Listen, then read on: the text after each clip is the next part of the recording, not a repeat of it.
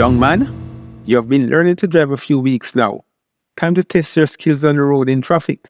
Before we start, let's say you drive to the Carib cinema. How would you park? Or I would just park behind the first vehicle and say,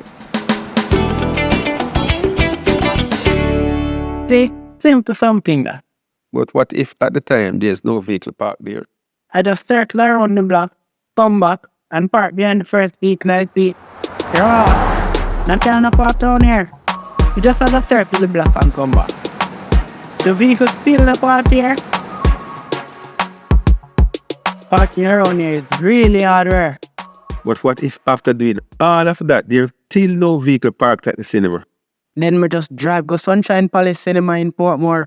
Cause I must be an idiot show there carry why nobody don't park there.